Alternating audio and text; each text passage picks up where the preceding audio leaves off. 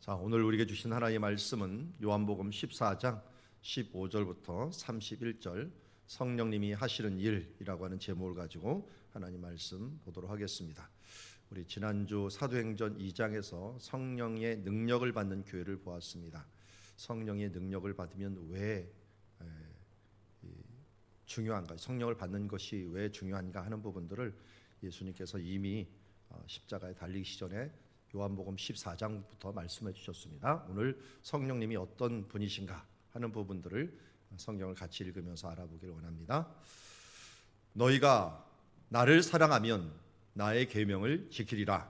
내가 아버지께 구하겠으니 그가 또 다른 보혜사를 너에게 주사 영원토록 너희와 함께 있게 하리니 그는 진리의 영이라.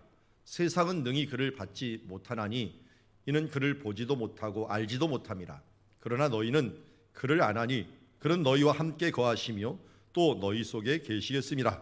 내가 너희를 고아와 같이 버려두지 아니하고 너희에게로 오리라. 조금 있으면 세상은 다시 나를 보지 못할 것이로되 너희는 나를 보리니 이는 내가 살아 있고 너희도 살아 있겠음이라.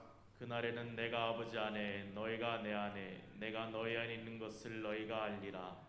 나의 계명을 지키는 자라야 나를 사랑하는 자니 나를 사랑하는 자는 내 아버지께 사랑을 받을 것이요 나도 그를 사랑하여 그에게 나를 나타내리라. 가룟인 아닌 유다가 이르되 주여 어찌하여 자기를 우리에게는 나타내시고 세상에는 아니하려 하시나이까. 예수께서 대답하여 이르시되 사람이 나를 사랑하면 내 말을 지키리니 내 아버지께서 그를 사랑하실 것이요 우리가 그에게 가서 거처를 그와 함께 하리라. 나를 사랑하지 아니한 자는 내 말을 지키지 아니하나니 너희가 듣는 말은 내 말이 아니요 나를 보내신 아버지의 말씀이니라. 내가 아직 너희와 함께 있어 이 말을 너희에게 하였거니와 보혜사 곧 아버지께서 내 이름으로 보내실 성령 그가 너희에게 모든 것을 가르치고 내가 너희에게 말한 모든 것을 생각나게 하리라. 평안을 너희에게 끼치노니 곧 나의 평안을 너희에게 주노라. 내가 너희에게 주는 것은 세상에 주는 것과 같지 아니하리라. 너희는 마음에 근심하지도 말고 두려워하지도 말라. 내가 갔다가 너희에게로 온다 하는 말을 너희가 들었나니 나를 사랑하였더라면 내가 아버지께로 감을 기뻐하였으리라. 아버지는 나보다 크심이라. 이제 일이 일어나기 전에 너희에게 말한 것은 일이 일어날 때 너희로 믿게 하려 함이라. 이후에는 내가 너희와 말을 많이 하지 아니하리니 이 세상에 임금이 오겠습니다. 그러나 그는 내게 관계할 것이 없으니 같이 읽습니다. 오직 내가 아버지를 사랑한 것과 아버지께서 명하신 대로 행하는 것을 세상이 알게 하려 함이로다. 일어나라 여기를 떠나자 하시니라. 아멘. 자, 예수님께서 성령님을 말하기 전에 15절에 성령님을 다른 보혜사라고 얘기합니다. 보혜사는 영어로 헬퍼라고 번역을 하기도 하고요. 어떤 번역에서는 그 카운셀러라고도 번역을 했습니다. 카운셀러.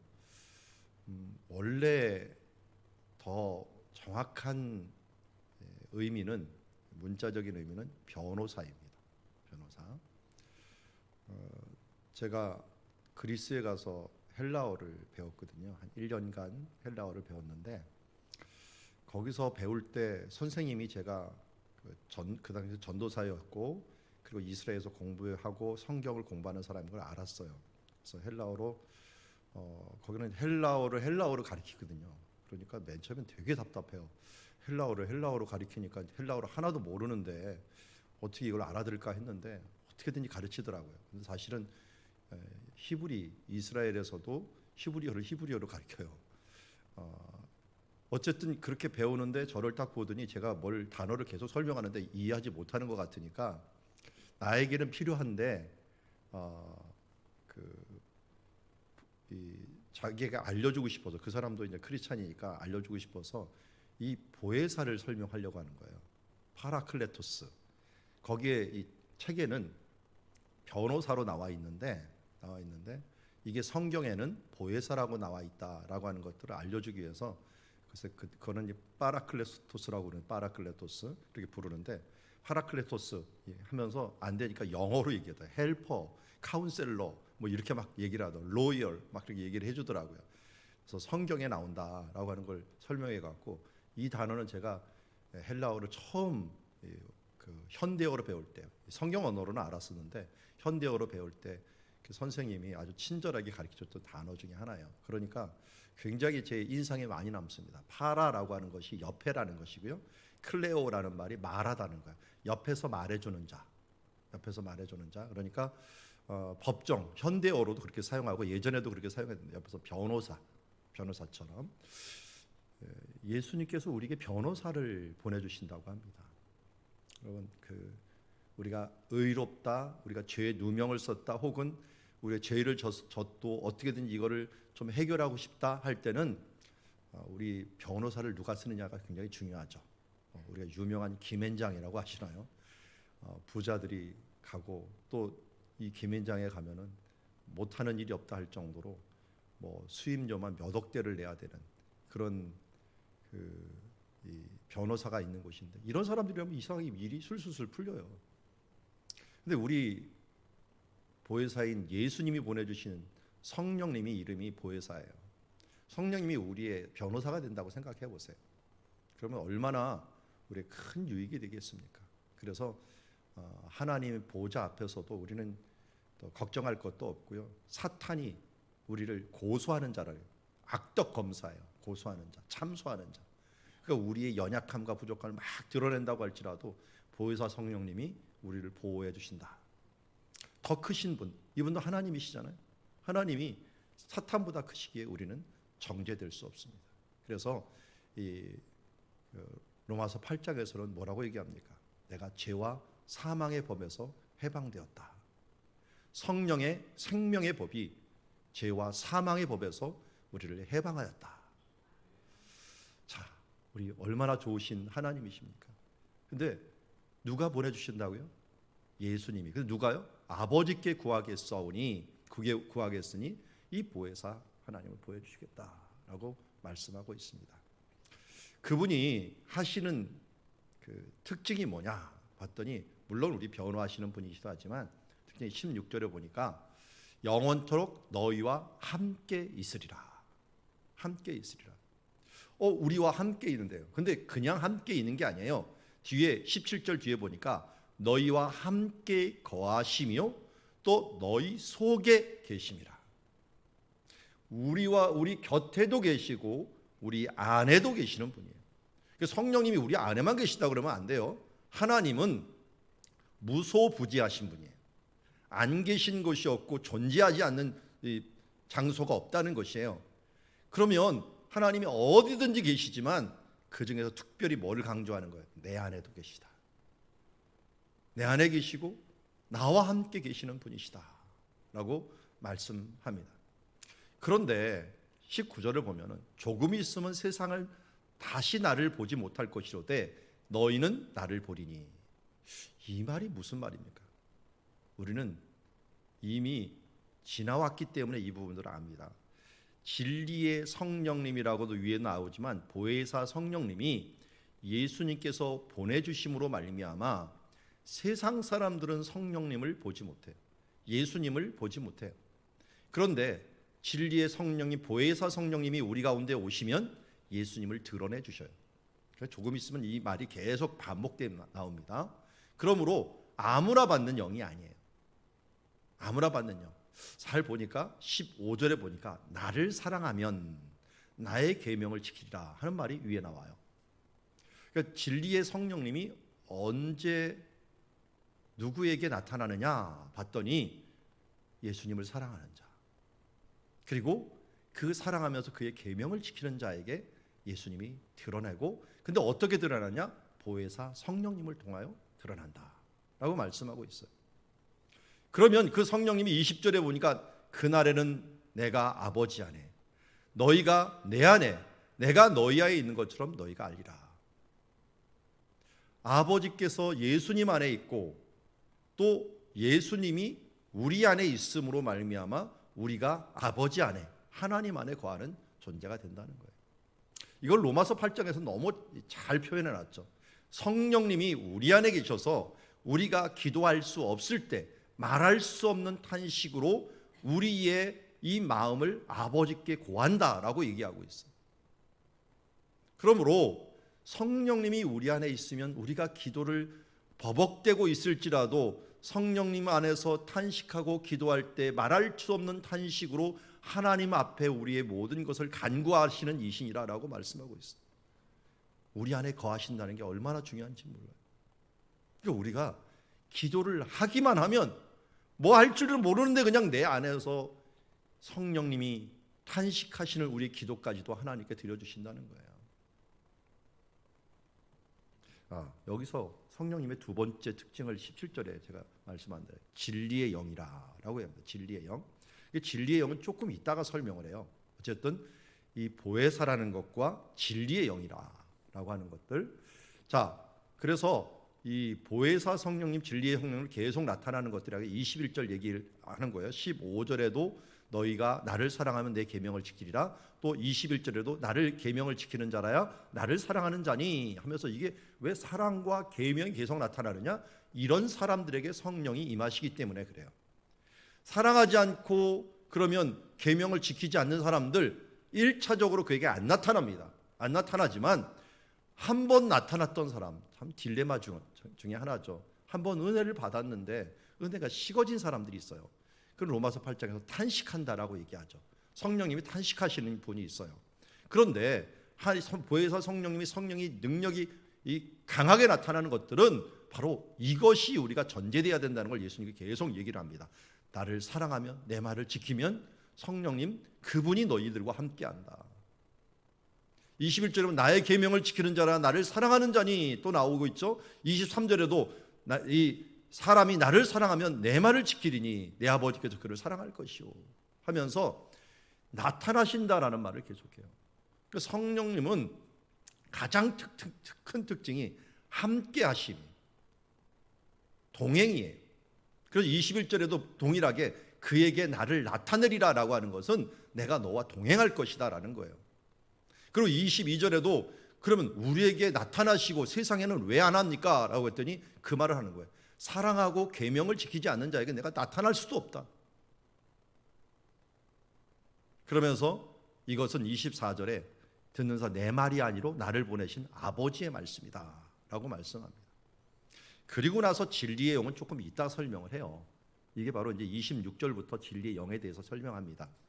보혜사 곧 아버지께서 내 이름으로 보내실 성령 그분 아까 진리의 영이라는데 진리의 영이라는 게 뭐냐면 모든 것을 가르치고 내가 너에게 말한 모든 것을 생각나게 하리라. 성령님이 가르쳐 주시면서 이때 무엇을 해야 되는지 우리에게 알려주시는 거예요. 분별력과 지혜를 구하려면 당연히 우리가 해야 되는 것 중에 하나가 성령 충만입니다. 그러면 어떻게 돼요? 성령님이 우리에게 어디로 가야 될지 무엇을 알아야 될지를 알려주는 거죠. 대표적인 게 우리가 잘 아는 처음 성령 받을 때 베드로와 요한입니다. 특별히 베드로가 설교를 할 때 한번 생각을 해보세요. 지난주에도 말씀드렸지만 이번 주일날 예배 말씀드렸지만 사도행전 2장 16절에 선지자 요엘의 글을 생각나게 하셔요. 그것을 그리고 가르쳐 주셔요. 그게 무슨 뜻인지를 하나님께서 이미 베드로를 통해 가르쳐 준 거예요.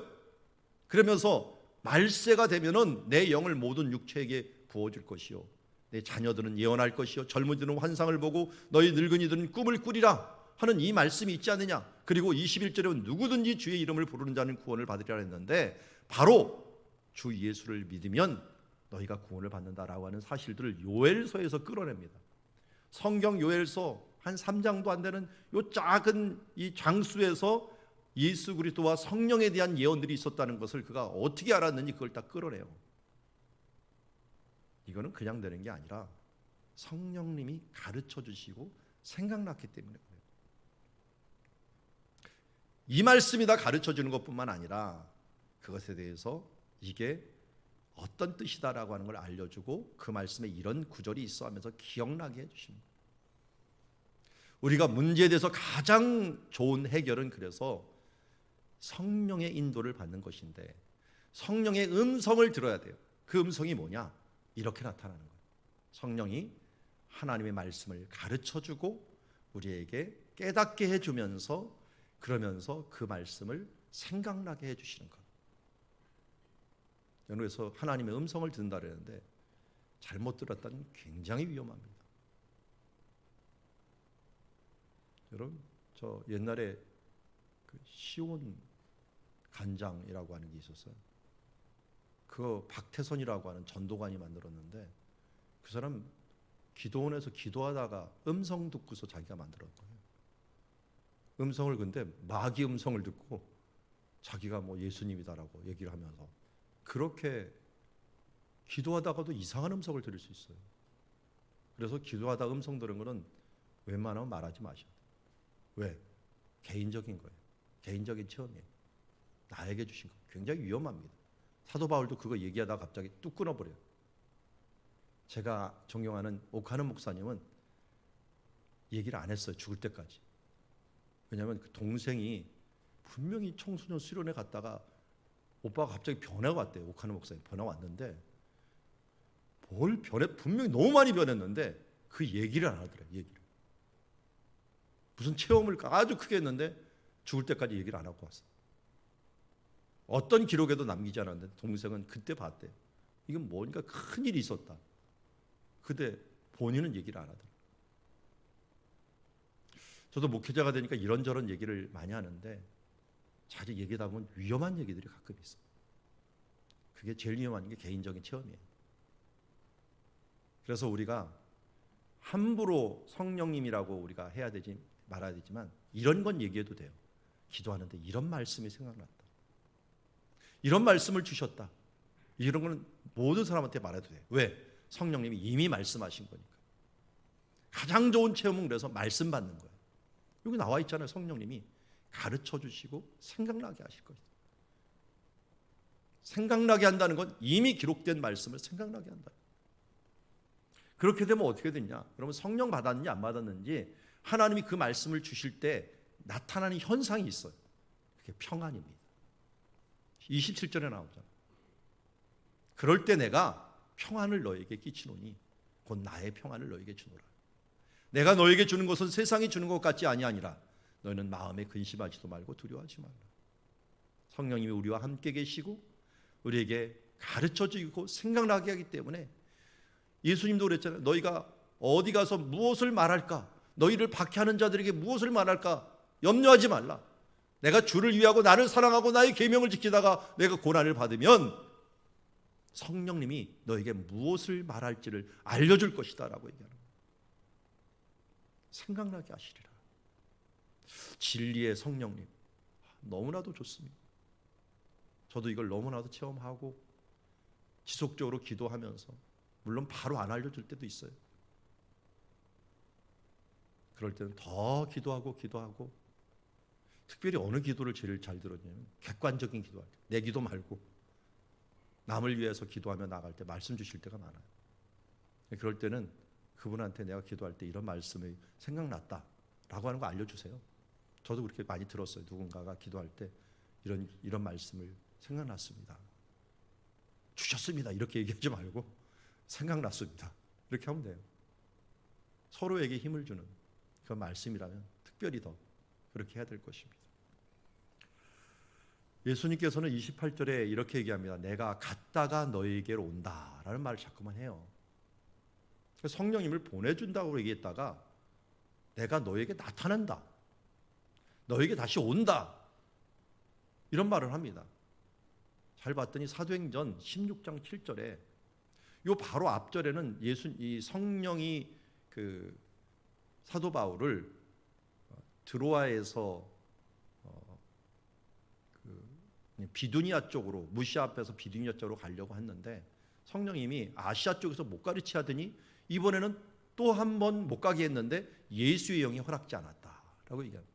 예수의 영이 딱 한 번 성경에서 성령님을 예수의 영이라고 얘기를 딱 해줘요. 내가 보내시는 보혜사뿐만 아니라 이 보혜사 삼위일체 하나님이거든요. 생각나게 하는 그 영은 예수의 영이다라고 하는 거예요. 너무나도 감사하죠. 예전에는 저 이스라엘 땅 몇 사람에게 보이셨던 육신을 가셨던 예수님이 이제는 우리 가운데 영으로 오셔서 우리와 함께 계신다는 거예요. 그분은 잠잘 때도 우리를 떠나지 아니하시고 우리가 지금부터 영원까지 함께 하시는 영으로 임마누엘, 우리와 함께 계시는 영이 되셨다는 거예요. 그래서 갔다가 다시 온다는 말이에요. 세상 사람들은 나를 보지 못한다는 거예요.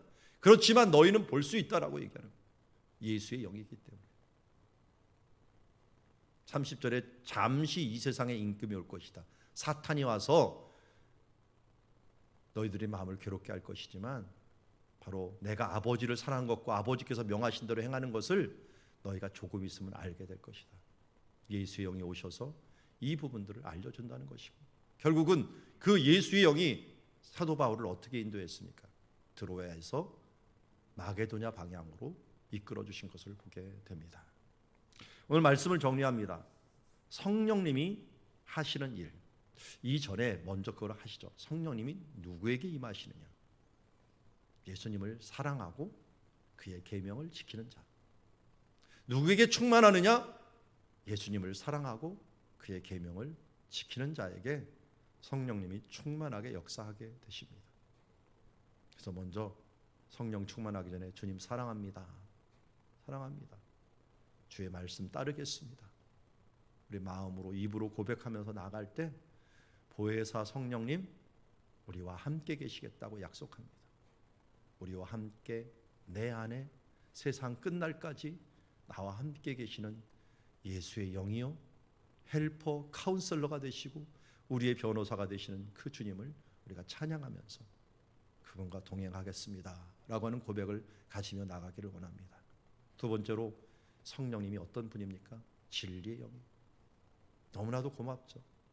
이상하게 성령 받으면요 석박사를 한 사람보다 똑똑해져요. 사리 판단이 들고 세상을 분별력을 가지며 살아갈 수가 있습니다.